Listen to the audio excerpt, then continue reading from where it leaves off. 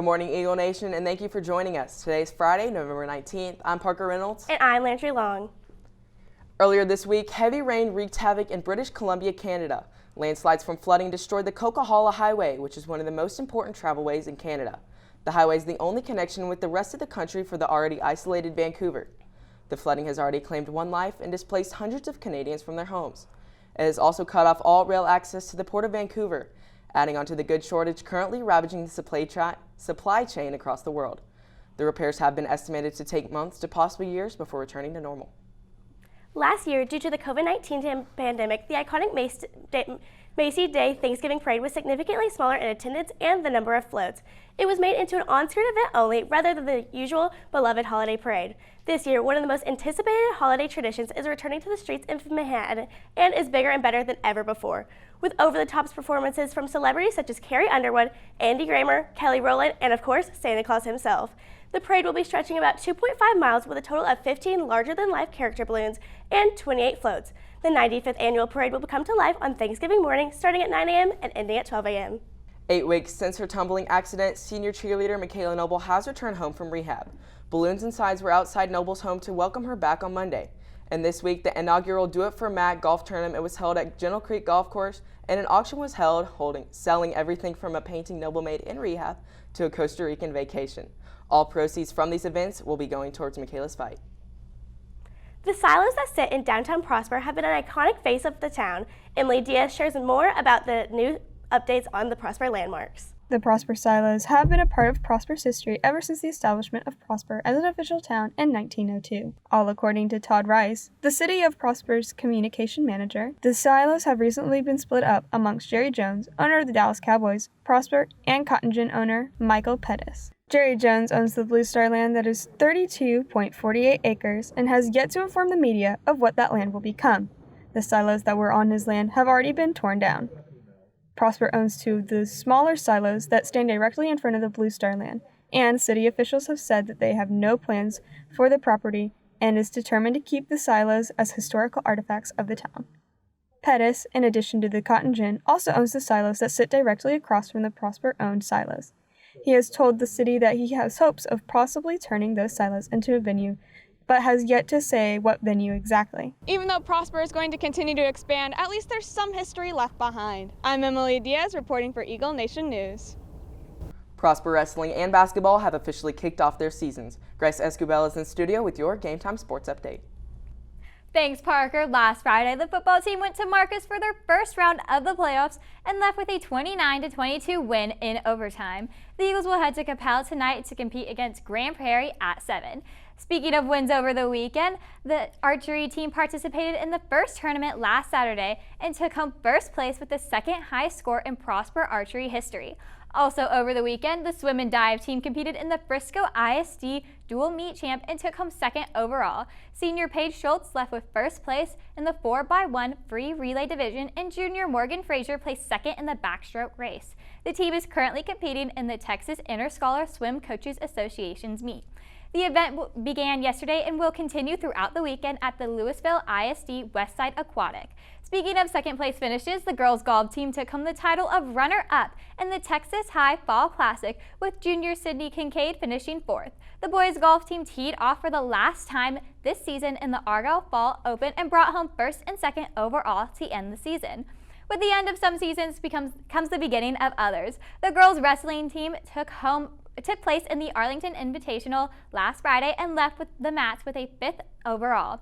Sophomore Lauren Garst, junior Alyssa Galindo, and freshman Raquel Itorino took home 3rd, and senior Caitlin Hall-Smith finished in 2nd. The boys team also competed in the meet and placed 2nd. Wyatt Hopper and Michael Factor took home 4th. Senior Sam Itorino and junior Dominic Owens and freshman Andrew Fahim placed 2nd.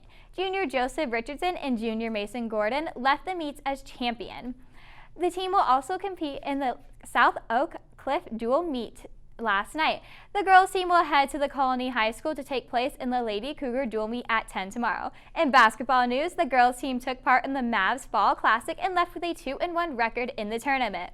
Falling short 64-47 to Braswell, but taking home wins over Denton Guyer 57-55 and Frisco Liberty 54-33. The Lady Eagles went up against Heath on Tuesday and finished the night with an 88-45 win.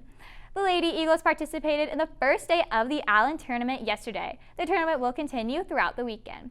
Speaking of basketball, the boys team kicked off their season last Saturday with a 69-61 loss to Frisco Liberty. The Eagles were able to turn things around, however, with a 74-62 win over Rockwall.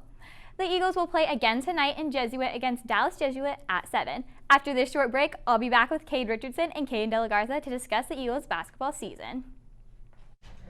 To end the final week before Thanksgiving break, students had the opportunity to bring anything but a backpack to school today as a way to express their gratitude during Thanksgiving Spirit Week.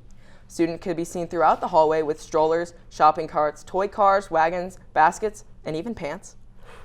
What was the best thing you've seen today, Landry? I think the skeletons have been super creative, and I just am so proud of the students for getting involved. I really like the shopping carts, the commitment that it took to get them from the store to the school. Grace, Cade, and Caden are in studio with your game day update. Prosper basketball began its season on Saturday with two major threats who have been mentioned in numerous watch lists, such as Prep Hoops list. Sophomore power forward Jackson Ford has been on varsity since his freshman year and has proven that he is persistent on offense. Do you think Ford is going to have a big season? Of course, he's just very athletic. He's very big for a sophomore. He's like 6'7". He's going to be very consistent and inside the paint, and he might have a jump shot this year. We never know. But I want to see him do more post scoring and better defense. But we have a lot of slashers on offense, and we just kick it out to the bigs. Jackson's going to be a really focal point in our offense. Just get it into him and pass it out. Cade, what are your thoughts? Yeah, I think Ford's due for a big season. Like you said, he was on varsity since his freshman year, and that's not a normal thing. You know, I think he's due for a big season. I think he's going to be more mature as a player, and I think he's going to be more consistent, being a shot blocker in the paint. I agree. I think it's going to be a good season for Ford. Junior point guard Addison Harmon also poses as someone to look out for. Harmon is a reliable shooter from deep and works well under pressure. Do you think Harmon is going to be a big threat for the Eagles? Yeah, I believe Harmon's going to be one of the key players for the Eagles. Like you said, he's a very consistent shooter in the crunch time, and he's got the ability to be a very versatile player. And he's also a very good perimeter defender. Cade? Yeah, also, I've been playing basketball with him since 5th grade. He's amazing. He has a crazy work ethic. He's very good at slashing. He's just an all-around good player, good at getting everybody involved. He just really thrives in every aspect of the game. He has very good knowledge. He's going to really thrive this year and break out, and he might be getting some offers this year as well. There's no doubt it's going to be an interesting season with these two starting for the Eagles. Every home is different when it comes to Thanksgiving dinner. Abigail Easley is here to provide alternative Thanksgiving tradition foods. With Thanksgiving right around the corner, many families are preparing their meal plans. However, many households have certain dietary restrictions which leaves them in the need for alternative options. It's important to meet different people's dietary needs when they're with you for the holidays in order to make sure everybody feels welcome. There are many different options for vegetarian diets, including some you may not have even thought of. For vegetarians, there's a lot of really good soy-based products out there that you can go into your freezer section and get so you have some alternatives for your guests. The advancement of gluten-free products has opened the door to many options for your guests. The best thing about gluten-free now is there are all sorts of different options. You can switch whatever you're using that is regular breads or flours and switch it for a gluten-free version. Every guest is different. Providing alternative food options allows all of your Thanksgiving guests the food that's right for them. Reporting for Eagle Nation News, I'm Abigail Easley. After this short break, we will take a closer look at the new additions to the town of Prosper. Are you interested in seeing the world, experiencing different cultures? Join the Prosper Globetrotters to learn about the opportunities offered at PHS. Connect with other world travelers with the classroom code below. The town of Prosper is constantly growing. Coleman Meyer explores new businesses that have recently opened. The town of Prosper has seen many new changes over the past few years, including the addition of new schools, stores, and restaurants. In this continual growth, Prosper recently gained well-known establishments such as Gloria's Latin Cuisine, Michael's, and Home Depot. Gloria's, a popular restaurant chain, is set to open in the gates of Prosper by the end of the fall season. If you're looking for Latin cuisine, Gloria's has you covered with a variety of options such as tacos, tamales, quesadillas, and fajitas. Michael's Craft Store, located on the west side of Preston, opened last month. This craft specialty store offers a wide variety of supplies, such as art tools, decorations, and other home goods, all of which can be helpful to the artistic members of the Prosper community. Prosper's first Home Depot also opened last weekend in the Windsong Ranch Marketplace off of Highway 380. The hardware store is one of many new openings scheduled for the expanding shopping center, all set to open on the west side of Prosper. I'm Coleman Meyer, reporting for Eagle Nation News. With the release of more news on the Memphis tragedy and an iconic celebrity breakup, Christina Krasnova is in studio with this week's edition of Talent Talk. Thanks, Landry. On Tuesday of this week, Nike announced that it is delaying its sneaker collaboration launch with Travis Scott, saying it is, quote, out of respect for everyone impacted by the tragic events at the Astroworld Festival. The death toll also rose to 10 on Monday after a 9-year-old boy died from severe injuries caused by the event. On Wednesday, Young Dolph, a high-profile Memphis rapper, died in a fatal shooting at the age of 36 on Wednesday. According to the Memphis Police Department, he was buying cookies when someone drove by and shot him. Memphis police still don't know the motivation behind the shooting, and there has not yet been any information yet released about a suspect. Also on Wednesday, Shawn Mendes and Camila Cabello unexpectedly posted in a joint statement on their Instagrams that they have decided to end their relationship. However, they explained that they started out as friends and will continue to stay that way. There are a variety of ways that students are able to use the 36 minutes allotted during Eagle Time. Mithra Kama offers ways to use this time productively. Eagle Time is a built-in 36 minutes after 2nd and 6th period for PHS students to take a break from their classes and either catch up on work or pursue certain activities of their choosing. This 36 minutes per day adds up to 3 hours per week, so it's important that students use this time to be as productive as possible. However, some students are not always sure of how to use this extra time. Students are able to participate in Prosper High's abundance of clubs, which often meet during Eagle Time, allowing students to connect with new communities and grow in their learning with new skills. Students are also encouraged to use this time to participate in tutorials, whether from a teacher or a student, as extra help in classes is a great way to improve grades. Additionally, students can use this time to relax and read books of interest in the Nest, stimulating their minds in an enjoyable way. Also available in the Nest is Prosper's Makerspace, where students can create through the use of the available 3D printers, Cricut machine, and other various electronics. Among these activities, Eagle Time is a period in which students can simply take a break by spending time on their phones, with their friends, or even napping. For Eagle Nation News, I'm Mithra Kama. Prosper has a wide variety of clubs and extracurricular activities. Madeline Wentz has more on this unique interest. PHS has a long list of clubs offered to students with a variety of interests accounted for.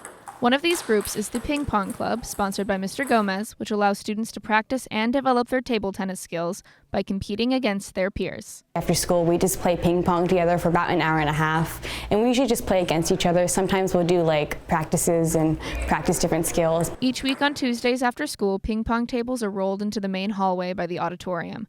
The players work as a team to build these tables themselves and have a goal of obtaining 5 tables. Club members take turns playing both singles and doubles games, honing their skills and mentoring each other as they go. We've been working on hitting and swinging and stuff like that, but we mainly just practice. In addition to weekly practices, the Ping Pong Club is looking to add local competitions to its schedule in the future. We're hoping to set up a tournament against other schools' ping pong teams, and that'll be really fun, but there's nothing official yet. The club is hosting an end-of-semester ping pong tournament for the PHS community Saturday, December 11th. All students and staff, regardless of skill level, are invited, and pizza will be served at the event. Now we're doing our fall tournament, and so basically students and staff can sign up to play either singles or doubles, and it happens in the morning and the afternoon. Just have fun and play ping pong. You don't have to be in the club to do it. Anyone can sign up. You can scan this QR code to sign up for the tournament or email Mr. Gomez for more information. I'm Madeline Wentz, reporting for Eagle Nation News. That's all we have for you today, Eagle Nation. I'm Landry Long. And I'm Parker Reynolds. Thank you for tuning in and have a great Thanksgiving break.